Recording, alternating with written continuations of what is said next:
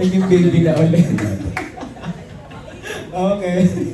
Thank you so much. Okay, so next, let us have from Manila Standard, Nikki Wang. Hi, over here. Ay, sige. Guys. Ay, sige, Sorry. okay lang. Okay lang, okay. Guys, ano tayo, press con tayo. Well, of course, congratulations. Hindi lahat ng Vivo One series na bibigyan ng mid-season press con. So, congratulations. Initially ba, when you embarked on this project, what were your hopes for the series?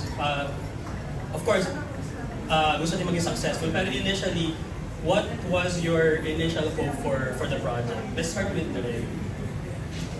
Ako po talaga, pangarap ko po kasi yung mapanood po ako ng iba't ibang mga taga-ibang bansa. Opo, ngayon parang unti-unti na siya nangyayari kasi parang good sign yung kapag nagtitiktok po ako, hindi ko na po naiintindihan yung comments, hindi ko na naiintindihan yung mga caption. So, ibig sabihin po nakakarating na po tayo doon. And pangarap po ng lahat ng ng production, lahat ng mga nagpo-produce at ng mga artista na parang makita nila na kaya ng mga Pilipino.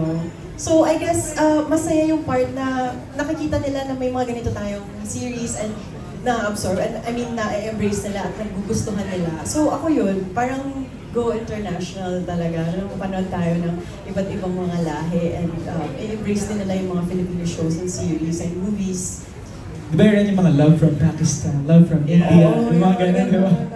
Di ba yung nagawa ng A Girl From Nowhere, yung mga ganun, di ba? As in, nag-hit sila sa iba't ibang bansa. So sana, na nagawa po ng Mutya ng Section E. So parang nakaka-inspire, di ba? Kasi nagawa ng GSOT. So parang ini-aim natin lahat na maging ganun ka-successful na marami tayong ma-reach ng mga viewers. What about you, Joseph? Do you have the same? From the very beginning, yung hope ko lang talaga is mabigyan ng justice yung characters namin. Kasi alam ko pagka binigay nyo at nakarelate sa inyo yung tao, it's walang mangyayari kundi pataas yan eh. And so, yeah, very thankful kasi umpisa pa lang, hindi inutos sa amin ng management, walang nagsabi sa amin. Hindi pa kami nagsistart mag-taping. Yung look test na first time kami nag-meet ni Ren. Talagang nag-effort na kami to get to know each other. Alam kasi namin kung gaano ka bigat yung pressure na yung characters na to. And so, yeah, we were obsessing about the book, about the mafia boss.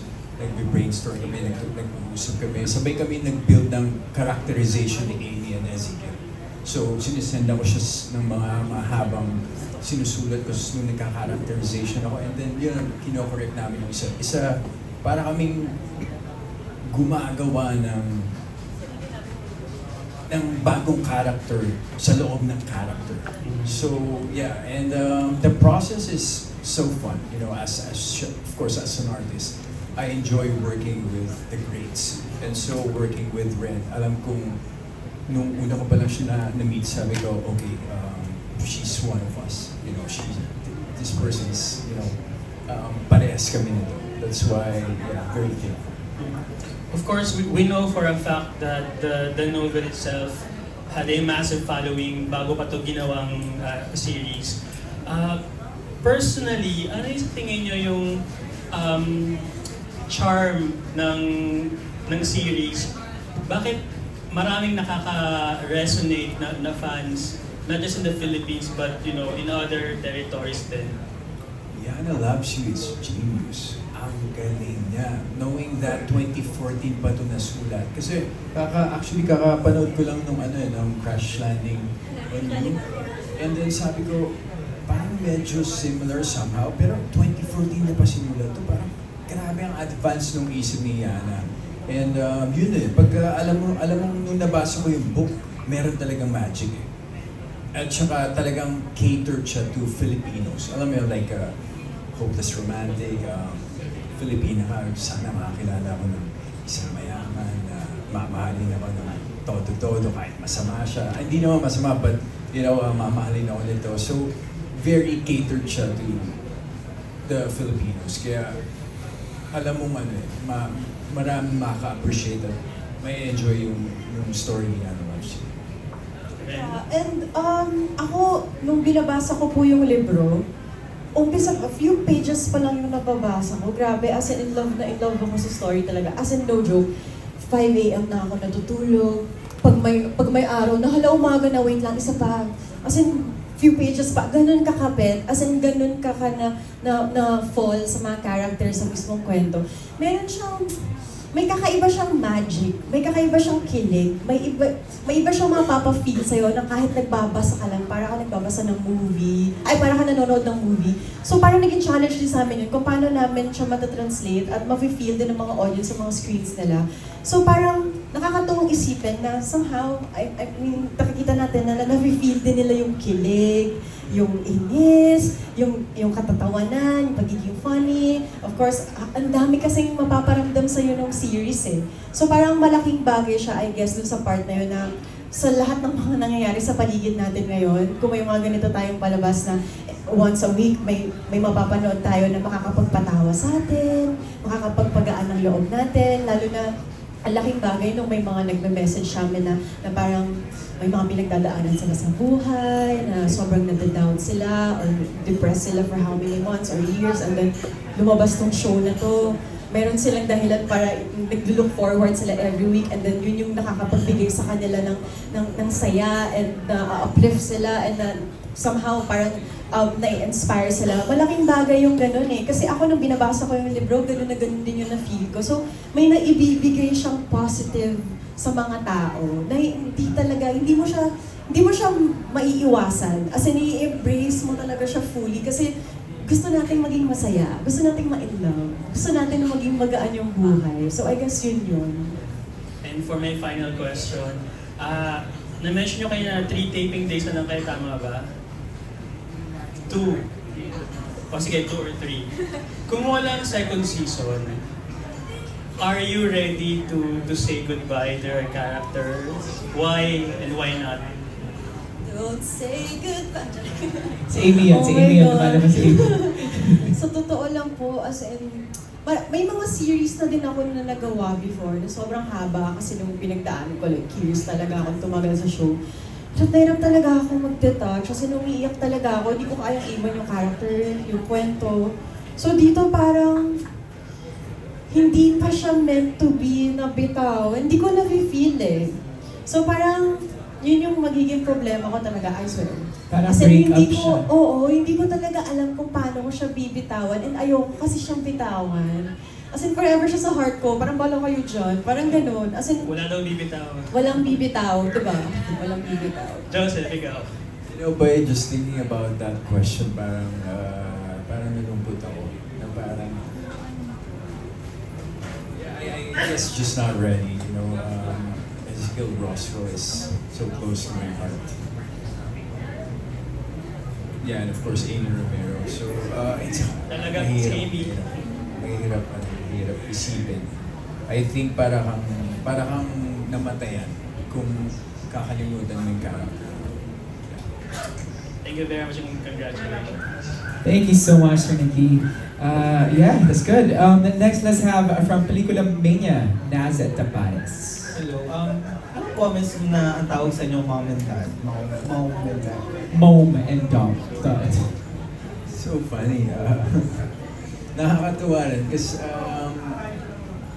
feeling ko talagang attached sila sa character namin. Parang nakikita ko yung sarili ko sa kanila kapag pinapanood ko yung House of Dragons. I'm so into it. You know, Game of Thrones, yung prequel nila. Inaabangan ko talaga sa HBO once a week lang kasi sila nag-upload. So, just yung mga nababasa ko, kakatapos na naman ng new episode, parang another 7 days na naman sila maghihintay. Nakakataba ng puso kasi alam mong talagang hook sila. And lahat ng pagod namin talagang worth it.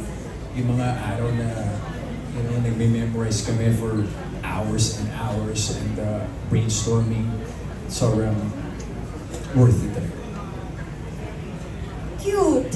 Super cute! Like, ang dami kong anak bigla.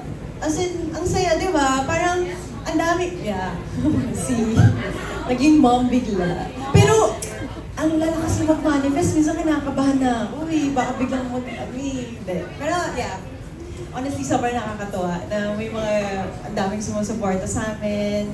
And may mga ganito silang, di ba, may pa-mom and dad sila. And yeah, we're so grateful talaga guys. As in, malaking bagay kayong lahat sa amin ngayon.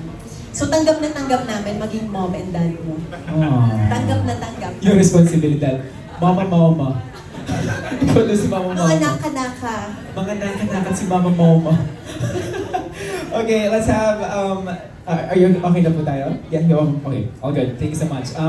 Last but not least, let's have another TikTok content creator, Jacob Manangan. Hi, Jacob. Hello guys! First of all, congratulations. Grabe din talaga yung character nyo. And we love what I'm seeing right now. Yung closeness nyo. Ngayon, ano yung message nyo sa isa't isa? Let's start with the character nyo muna. And then yung Asren and Joseph. Okay. Sa character, message ko po sa character ko. Yes, sa character Ni Joseph. Yeah. Amy to Ezekiel. Tama. As Amy ka muna, as Amy. Hindi mo na as Ren. Internalize. Okay, go. Hi, Dong! Kinilig. Ako gusto kong mag-thank you una sa lahat kasi pinagbigyan mo ako dun sa amusement park, honeymoon. Thank you! And maraming salamat kasi lagi mo akong pinagtatanggol and lagi mo akong minamahal ng tama. Gusto namin lahat yun eh. Pangarap ng mga babae yun, yung mahalin kami ng tama. So, salamat sa pag-aalaga mo sa akin everyday. Lagi mo akong binibilhan ng kape. Thank you and sana habaan mo pa yung pasensya mo kasi kailangan talaga yun. Salamat, pinakasalan mo ako kahit na may mali. Kahit sobrang may mali, tinanggap mo ng buong-buo.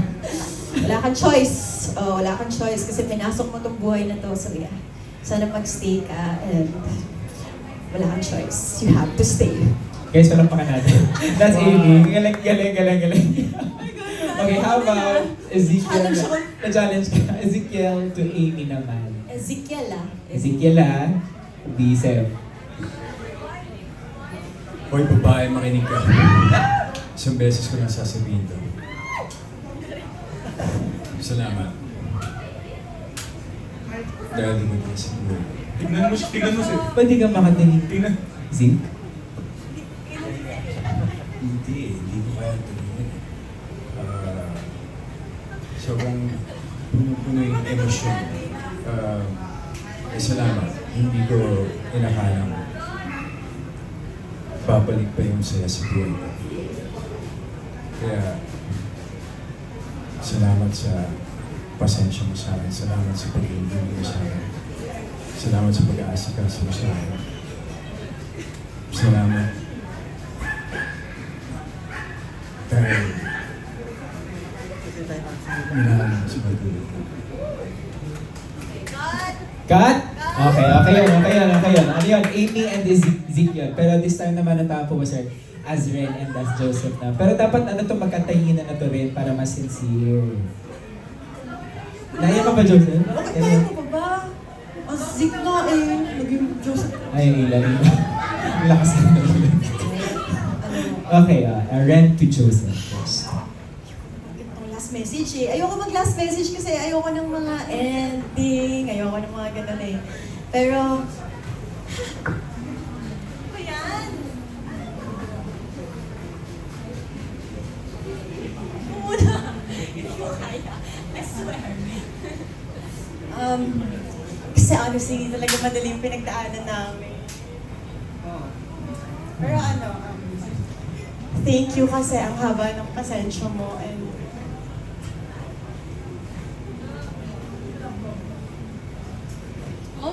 and I don't think magagawa ko kasi yung dapat kong magawa kung wala ka. So parang sobrang grateful ako doon na ikaw talaga nakasama ko. Kasi thank you for the happiness, thank you for the sadness, and salamat sa lahat ng chaos, sa lahat ng ups and downs. Lalo na dun sa mga pinakamahirap na part, and alam mo naman yun.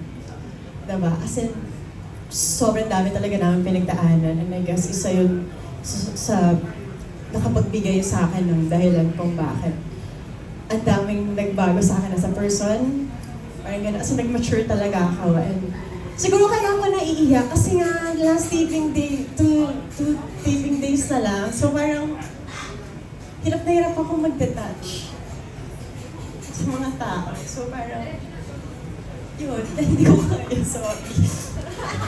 Thank you. Thank you for being honest and Yeah. transparent, Ren. Basta, hirap na hirap akong mag-goodbye. As in, lagi, sinasabi ko sa kanila lahat to sa show na parang, paano ko bibitawan yung ganito ka solid na team? Yung ganito ka tinding attachment sa mga tao. So parang, mali kasi, lagi ko sasabi sa sarili ko, dapat pag may new project, walang attachment eh. Work lang eh. Pero ang hirap kasi. So parang, yun, pero sobrang grateful talaga ako na nagiging emotional ako ngayon. Ibig sabihin, dito ako, iba yung nabigay ko dito sa project na to talaga. The highs and the lows, Yeah. the chaos and the peace na pagdaanan mo talaga. Hindi, basta ang hirap. Hindi ako ready to say goodbye. Yeah, hindi ako ready to say goodbye. Joseph, to Ren. Wanna hear you. We wanna hear your heart. Ito kasi biglang emote eh. Napakaintindi. Yakin ako eh. Yeah, Ang hirap. Kasi hindi naman dumadating sa buhay namin na nagbibigay kami ng message sa isa't isa. Kaya parang medyo, ako nagugulat ako na bakit lumalabas yung mga emosyon na yun. But, yeah, to Ren, like what I said, you know, this is the most genuine team up na na-experience ko, and I'm so grateful na ikaw yung nakasama ko dito. Dito ako napatunayan na iba pala ang nagagawa kapag willing yung dalawang tao na mag-teamwork talaga. Because I've been on the industry for almost 20 years, and doon mo masasabi na kahit na may mga team up ka, there's always a silent competition. But when the relationship and the team up is healthy, you guys are so powerful. You guys, I feel like you can do anything. Alam mo yung parang meron kang katabi na kinakabahan ka, katabi mo siya, okay, kasama ko to, kaya namin to. Ganun yung pakiramdam ko every time na sumusugod kami sa battle, sa war, na meron akong kasangga, meron akong kakampi. And that's why, thank you. Alam ko hindi, especially bilang isang babae, hindi madali na mag-open up.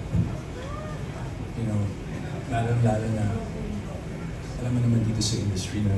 And so, yeah, I'm just really thankful and grateful na, you know, ikaw yung naging partner ko.